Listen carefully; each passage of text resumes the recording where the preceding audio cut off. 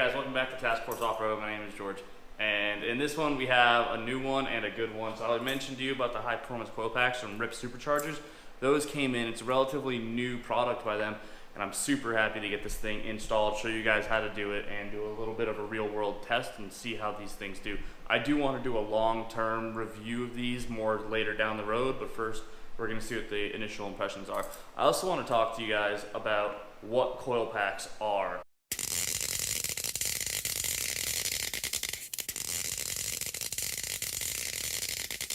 Okay, so essentially what a coil pack does is it gives the spark plug the power to create the spark to ignite the fuel.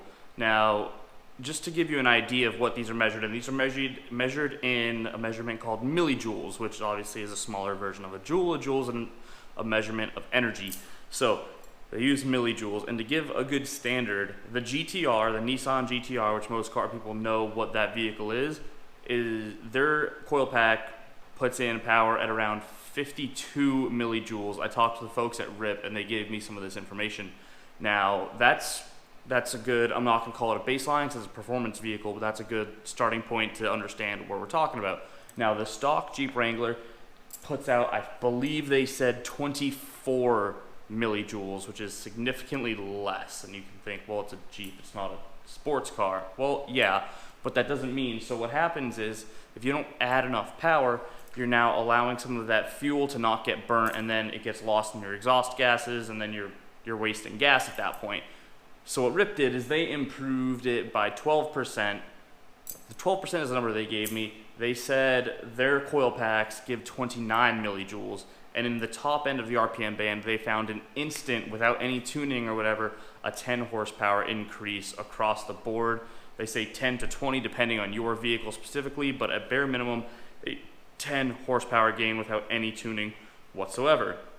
But the more interesting thing is, and I'll link their video in the description, is that you can see right off the line, the start is 40 horsepower higher than where it normally would be starting, and that is huge off the line for torque. It's gonna be great for off-roading, and it should help your fuel economy if you're driving cautiously and you're not driving like an asshole.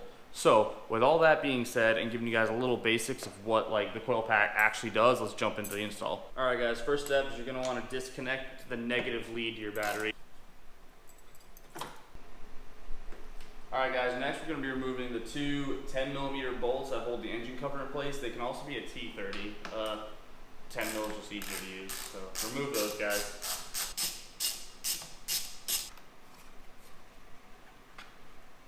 We'll go place this aside for now. All right, so next we're gonna remove our air hose and our air box. So it's a 10 mil here, and then we have whatever your hose clamp is that connects to your throttle body. It's usually about an 8 mil. So 10 and an 8.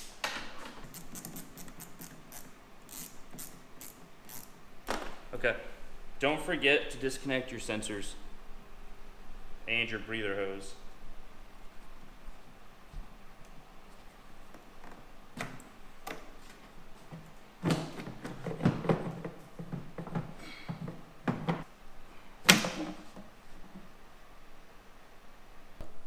Okay, so next we're gonna find our air pump. The easiest way to find this guy is this red tab that we need to remove the red tab, try not to break it off. I didn't break it off, so that's good. Now pinch the white part, pull it out. Yeah. There we go. Okay, so we have our air pump here. The air pump slides up, and then once it slides up, we can roll underneath it, and it has a little depress. We can remove the electrical connector.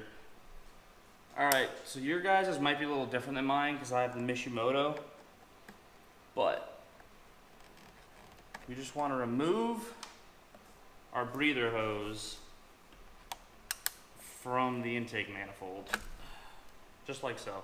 Nice and simple. I had to pry up, you guys might have to depress. It's just the way your setup is. If you have the stock, it should be just a press. All right guys, so if you have the factory breather hose, it's actually gonna come back up here, connect more to the intake manifold back here, and come across the engine bay. So I don't have that. I just wanna put a note that you'll have to remove the hose entirely to be able to work on this. Just food for thought for you guys. All right guys, so next we're gonna remove the breather line and the evap line from the intake manifold. They just clip into place, super simple. don't think too much about it. Let me just dust it real quick. And yeah, there we go. That's much better. All right, so now we want to remove this intake manifold line, and you want to take the tape off, and then you can kind of wiggle it out. It's definitely a pain in the butt. All right, guys, so we tried to remove this hose from the manifold, and it is not going anywhere. And where it is, what we might be able to do is remove everything else and fold it this way, since the hose is kind of malleable, and still be able to get the job done. We might run into an issue later on because of it, but we're gonna try. So the next step is we're gonna remove this wiring harness and this wiring harness here that's right under the throttle body. So we're gonna start with the one under the throttle body. There's a little red clip, depress the red clip. And then I'm gonna use a screwdriver because it makes my life easier. Depress the tab and then pull it right on out. And same with this guy, he's just gonna pull it right on out like that. All right, guys, so there's 5 bolts in total. There's 5 bolts in total on the EGR. There's one up here. There's 2 under it on this side. It's really hard to see. And there's 2 bolts back here. There's gonna be 2 gaskets. We need to make sure we don't lose the gaskets. But we're gonna start removing this.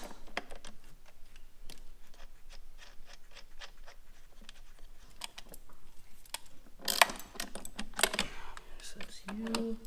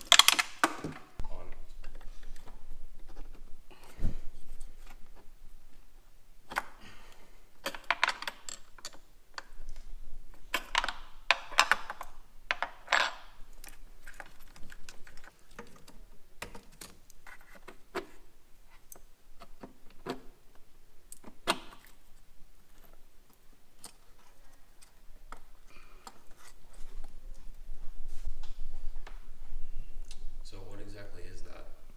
EGR. And what does the EGR do? Don't know.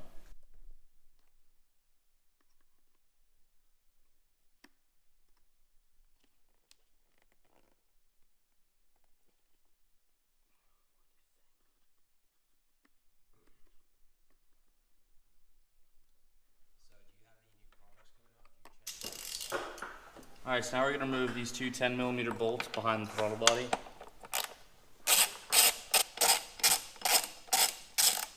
All right, now we're gonna remove the 3 bolts.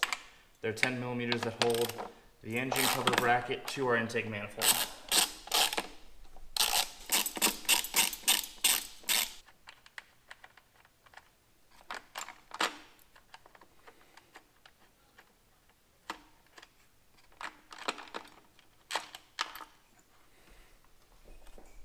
All right, so now we have 3 10mm or 8mm bolts on top of the intake manifold here.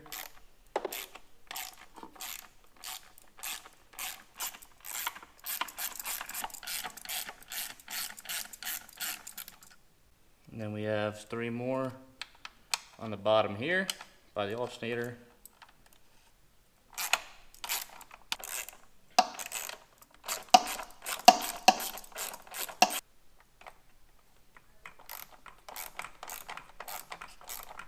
There's 1 more 8mm bolt here, and I haven't found the other one yet. Okay, and there's 1 more right back here, guys. Super hard to see. You really gotta hunt for it.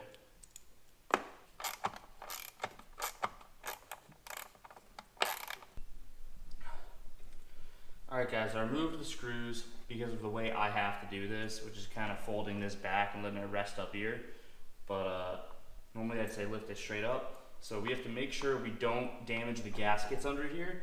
And we also need to make sure that all of the wires are disconnected as we go to remove this.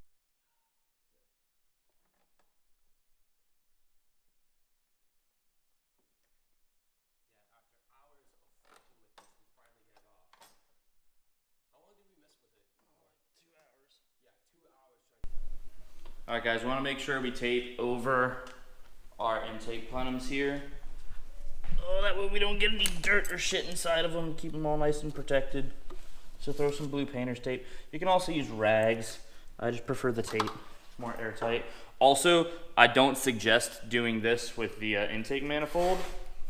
There's just no other way I could get it done. So, sent it. Alright guys, so there was a couple more nuts that needed to be removed after we removed our EGR sensor, and there's these two back here.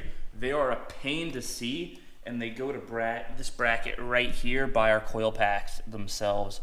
I couldn't find a way to show you guys on camera me taking them off, but I want to show you now with the intake manifold off, because let me tell you, this was absolutely miserable. To take off. It was a wrench a little bit at a time until I could get them hand tight. But now this is all off. This is this mess still, but we're going to get our new coil packs in, and I'm gonna be a little happier and less frustrated. So let's do that. All right guys, so there's electrical clips on the back of each coil pack that we have to undo. Now, if your engine's a little dirty, sometimes they're a pain in the butt to take off, like mine is inside. Oh, wait, there we go. Okay, cool. And then take a 10 mil. For this guy, it's a pain to bend this bracket back and take this 10 mil. Yeah, I got it. There we go. Alright guys, so I don't have that many miles on my Jeep. I have about 30K. So I'm not going to do this, but this would be a good time to check your spark plugs, because your spark plug lives right in there. So if you have a higher mileage vehicle, now's a good time to change your spark plugs. But I'm just going to go and install a nice bright orange Ripp Superchargers high performance coil pack.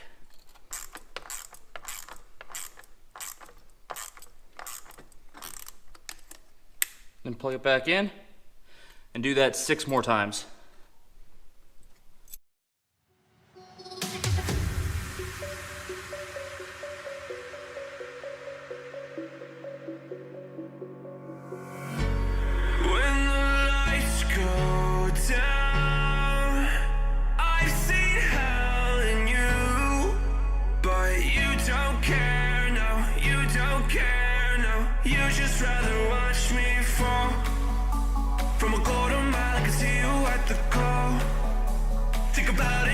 Tell you what I saw. When you break it off, you'll see who had it all. You had it all.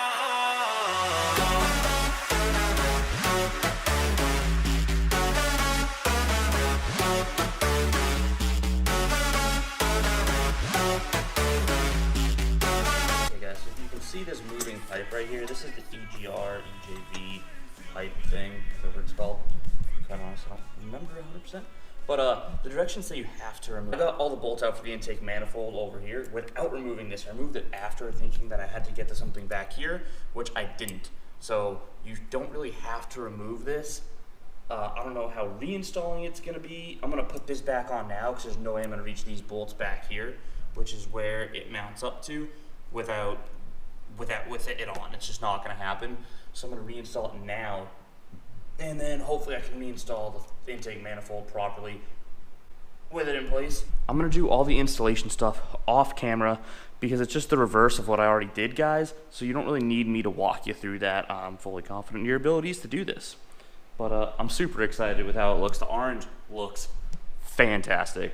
I'm super happy with the way these look, and I can't wait to see how they perform. And well, for you, it's gonna be a couple seconds, like not too long, and you'll find out. So. All right, guys, we just buttoned it all up. So first test, does it start, or did I mess something up?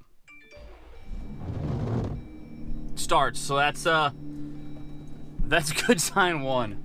I'm gonna back out of the garage and we're gonna get first test drive results and my reactions, and then we'll do a long-term one more down the road, so stay tuned.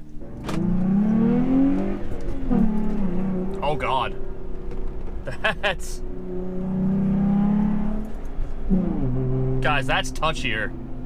Whoo!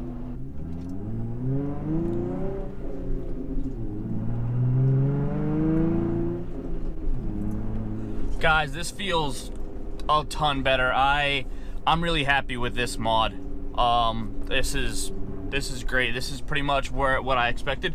Again, now they're not advertising huge power gains, so like margin your expectations with what you're actually getting. This is, I think it's a 10 horsepower increase right when you throw it on, but you're really seeing the help in the lower end. So like in the lower gears, you're instantly getting their dyno read out at like an increase of 30-ish to 40 horsepower from the get-go once you get on it. And that's where you're really gonna feel it, is the lower end, where it tops out at like an increase of 10 miles per hour, or 10 more horsepower. So you're not gonna get like speed demon speed out of it, but like it drives better, it feels more crisp, it feels like you have more connection to the vehicle. I thoroughly enjoy and am glad that I did this mod. I think it was well worth the money, and I would honestly recommend that you guys do it. A few tips before I close out on doing this though. When putting it back together, just do it slowly and methodically, and make sure you plug everything in as you go. Don't miss stuff, because there's definitely an opportunity to miss stuff, because you're messing with a lot of random stuff that are in weird places. And so the EGR pipe, you don't have to take that off. I got everything back on with that on. Now granted, those stud bolts, the ones that hold the intake manifold on, guys, that took me about 45 minutes to get the 3 nuts back on. Yeah, it was a pain in the butt, and I was doing it with a little wrench and going like 1/8 of a turn at a time at a weird angle, and it wasn't fun. I could do it. Now here's the caveat to that. If I didn't put that EGR pipe back on before I put the intake manifold back on, I would not have been able to put it back on. It would have been utterly impossible for me to get the bolt back there. So I definitely recommend, don't take that pipe off. Just leave it there. Deal with the headache of trying to finagle the little nuts around, because you're going to have a easier time doing that than trying to put that back on once the intake manifold's on. Because trust me, there's not enough room. You're not going to be able to do it. Guys, other than that, that's gonna be all for this video. Like, share, comment, and subscribe. I really appreciate the likes, because the more of you who like the videos, the more people get to see it. Like, YouTube suggests it to more people, the more likes there are on a video. So if you like the content, I strongly recommend you liking the video. That way more people get to see it. With that being said, guys, have a good one. I'll see you in the next one. But it's too late now. I remember you and me, and how careless we could be. All day and all night, we'd stay up, it felt so right. We were